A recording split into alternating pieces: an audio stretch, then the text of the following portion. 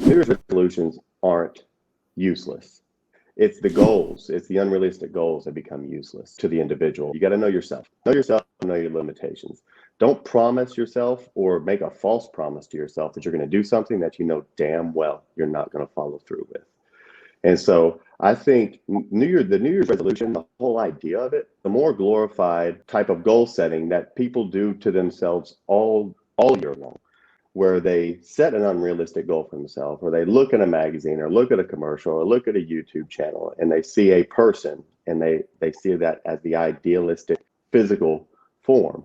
And they say, well, I'm going to get there. But they don't even know step one, right? They don't have a clue what we do as athletes or, just weekend warriors go through to get what we have, right? So you can't go from completely undisciplined in your diet and exercise to thinking you're all of a sudden just going to flip a switch and become this disciplined person.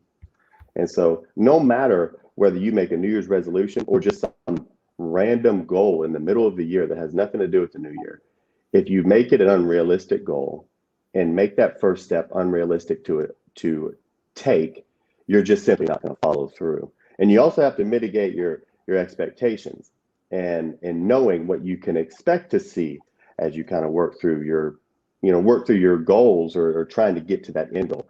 And this doesn't have to do just with fitness, but since we're on a fitness channel, obviously we're going to be focusing on that. But it's just about goal setting and knowing how to mitigate your expectations so that you don't set unrealistic goals and end up failing within a week or two, because that's inevitably what's going to happen. It happens to me, and it happens to me even to this day. I'm far from perfect. I set some really stupid goals for myself, and I think I'm going to go get it. And then when I get into them, I realize I don't even know what the heck I'm doing, and I end up stopping. But you can tell where I stop, and you can tell where I continue. Consistency will always win. I always say that. Let me ask you this: if someone follows through on say 30 to 40% of their goal, what was it worth it? My opinion is absolutely. Even if they only follow through 15%, that's still 15% more than what they were doing before, and maybe they can progress from there. So I would say absolutely. Let me add to that, Chris. I agree with you. So here's the thing. The only answer I have to that is the person who did it, is it worth it to them? Because I think that someone like me or Chris or you, Jonathan, if we achieve 30 to 40% of our goal, we would be motivated to continue. But to the average Joe, probably not. They're going to see that as failure, because it's mostly failure, right? 70% failure if you achieve 30% of your goal. So they definitely see that as failure. So no, it's not worth it to the normal Joe. That's why you need to set realistic steps so that you can reach those first couple of steps almost at 100%.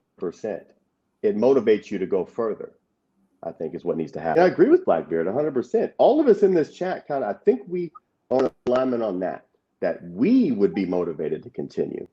But I'm looking at this from the perspective of the common person. And I don't mean that common meaning they're stupid or they're idiotic or don't know what they're doing.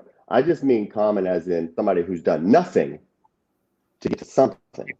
There's a whole myriad of steps in the middle, about 1,000 steps. Chris, tell me if I'm lying. How many steps did it take you to get from where you were 5 years ago to where you are today? There's a whole lot in between. Oh, yeah, there's plenty. And, a lot of it is not meeting the goals that you expect, but still continuing on anyway, because that's why I really enjoy Coach Greg's aspect on things. He tells people to look at your dream physique and aim to get halfway there, because that's, more realistic. And that's what he tells people. And that's what I tell people too, because it's a great way to look at things. If you are looking at your dream physique, but your genetics don't even halfway match the person's genetics of the dream physique that you're looking at, then no, you're not going to be able to get there. Even if you took all the gear in the world, adhered to the most strict diet, we're not going to be able to look like Chris Bumstead, but maybe we could get halfway there or 40% of the way there. It's still tremendously better. You're going to feel a lot better. You're going to feel a lot happier about yourself, and you're still going to be able to say, look at where I began and look at where I am now.